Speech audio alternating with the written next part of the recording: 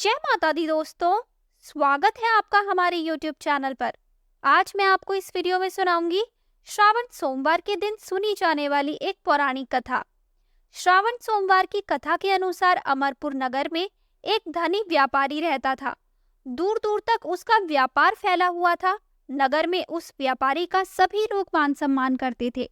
इतना सब कुछ होने पर भी वह व्यापारी अंतर्मन से बहुत दुखी था, क्योंकि उस व्यापारी का कोई पुत्र नहीं था। दिन रात उसे एक ही चिंता सताती रहती थी कि उसकी मृत्यु के बाद इतने बड़े व्यापार और धन संपत्ति को कौन संभालेगा। पुत्र पाने की इच्छा से वह व्यापारी प्रति सोमवार भगवान शिव की व्रत पूजा किया करता था।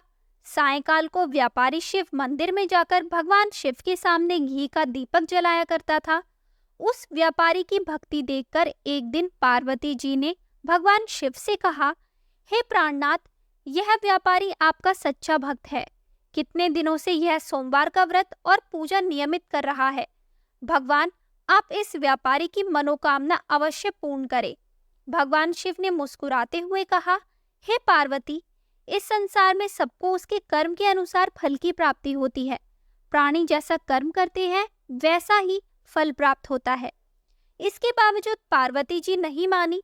उन्होंने आग्रह करते हुए कहा, नहीं प्राणनाथ, आपको इस व्यापारी की इच्छा पूरी करनी ही पड़ेगी। यह आपका अनन्य भक्त है। प्रति सोमवार आपका विधिवत व्रत रखता है और पूजा अर्चना के बाद आपको भोग लगाकर एक समय भोजन ग्रहण करता है। आपको इसे पुत्र प्राप्ति का वरदान देना ही होगा। पार्वती जी का इतना आग्रह देखकर भगवान शिव ने कहा, तुम्हारे आग्रह पर मैं इस व्यापारी को पुत्र प्राप्ति का वरदान देता हूँ, लेकिन इसका पुत्र 16 वर्ष से अधिक जीवित नहीं रहेगा। उसी रात भगवान शिव ने स्वप्न में उस व्यापारी को दर्शन देकर उसे पुत्र प्राप्ति का वरदान दिया और उसके पुत्र के 16 वर्ष तक जीवित रहने की बात भी बताई। भगवान के वरदान से व्यापारी को खुशी तो हुई, लेकिन पुत्र की अल्पायु की चिंता ने उस खुशी को नष्ट कर दिया। व्यापारी पहले की तरह सोमवार का विधिवत व्रत करता रहा। कुछ महीने पश्चात उसके घर अति सुंदर पुत्र उत्पन्न हुआ। पुत्र जन्म से व्यापारी के घर में खुशियां भर गई। बहुत धूमधाम से पुत्र जन्म का समारोह मनाया गया। व्यापारी को पुत्र जन्म की अधिक खुशी नहीं हुई, क्योंकि उसे पुत्र की अल्प आयु के रहस्य का पता था। यह रहस्य घर में किसी को नहीं मालूम था। विद्वान ब्राह्मणों ने उस पुत्र का नाम अमर रखा। जब अमर 12 वर्ष का हुआ तो शिक्षा के लिए उसे वाराणसी भेजने का निश्चय हुआ। व्यापारी ने अमर के मामा दीपचंद को बुलाया और कहा कि अमर को शिक्षा प्राप्त करने के लिए वाराणसी छोड़ आओ। अमर अपने मामा के साथ शिक्षा प्राप्त करने के लिए चल दिया। रास्ते में जहां भी अमर को दीपचंद रात्रि विश्राम के लिए ठहरते, वहीं यज्ञ करते और ब्राह्मणों को भोजन कराते थे। लंबी यात्रा के बाद अमर और दीपचंद एक नगर में पहुंचे। उस नगर के राजा की कन्या के विवाह की खुशी में पूरे नगर को सजाया गया था। निश्चित समय पर बारात आ गई, लेकिन वर का पिता अपने बेटे के एक आंख से काना होने के कारण बहुत चिंतित था।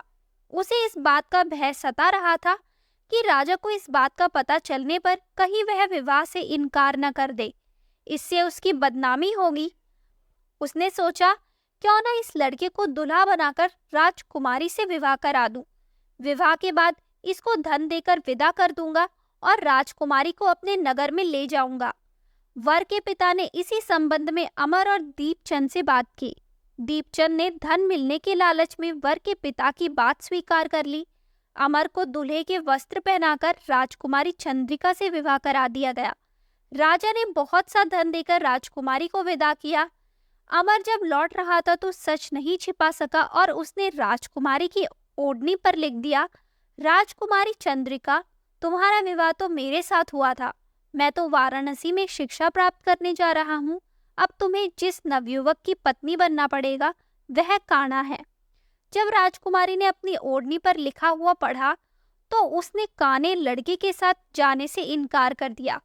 राजा ने सब बातें जानकर राजकुमारी को महल में रख लिया। उधर अमर अपने मामा दीपचंद के साथ वाराणसी पहुंच गया। अमर ने गुरुकुल में पढ़ना शुरू कर दिया। जब अमर की आयु 16 वर्ष पूरी हुई तो उसने एक यज्ञ किया। यज्ञ की समाप्ति पर ब्राह्मणों को भोजन कराया और खूब अन्न वस्त्र दान किए। रात को अमर अपने शयन कक्ष में सो गया। शिव के वरदान के अनुसार शयनावस्था में ही अमर के प्राण पखेरु उड़ गए। सूर्योदय पर मामा अमर को मृत देखकर रोने पीटने लगा।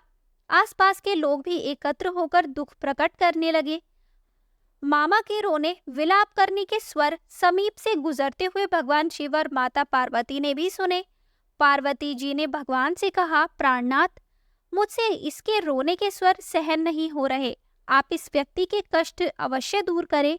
भगवान शिव ने पार्वती जी के साथ अदृश्य रूप में समीप जाकर अमर को देखा तो पार्वती जी से बोले, पार्वती, यह तो उसी व्यापारी का पुत्र है। मैंने इसे 16 वर्ष की आयु का वरदान दिया था, इसकी आयु तो पूरी हो गई। पार्वती जी ने फिर भगवान शिव से निवेदन किया, हे प्राणनाथ, आप इस लड़के को जीवित करें, नहीं तो इसके माता पिता पुत्र की मृत्यु के कारण रो रो कर अपने प्राणों का त्याग कर देंगे।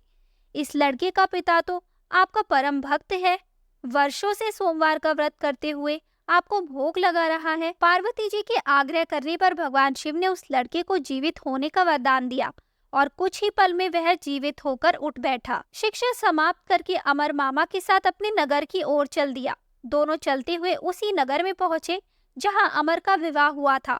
उस नगर में भी अमर ने यज्ञ का आयोजन किया। समीप से गुजरते हुए नगर के राजा ने यज्ञ का आयोजन देखा। राजा ने अमर को तुरंत पहचान लिया। यज्ञ समाप्त होने पर राजा अमर और उसके मामा को महल में ले गया और कुछ दिन उन्हें महल में रखकर बहुत सा धन वस्त्र देकर राजकुमारी के साथ विदा किया। रास्ते में सुरक्षा के लिए राजा ने बहुत से सैनिकों को भी साथ भेजा।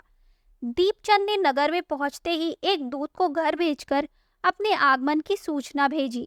अपने बेटे अमर के जीवित वापस लौटने की सूचना से व्यापारी बहुत प्रसन्न हुआ। व्यापारी ने अपनी पत्नी के साथ स्वयं को एक कमरे में बंद कर रखा था। भूखे प्यासे रहकर व्यापारी और उसकी पत्नी बेटी की प्रतीक्षा कर रहे थे। उन्होंने प्रतिज्ञा कर रखी थी कि यदि उन्हें अपने बेटे की मृत्यु का समाचार मिला तो दोनों अपने प्राण त्याग देंगे। व्यापारी अपनी पत्नी और मित्रों के साथ नगर के द्वार पर पहुंचा। अपने बेटे के विवाह का समाचार सुनकर पुत्र वधू राजकुमारी चंद्रिका को देखकर उसकी खुशी का ठिकाना न रहा।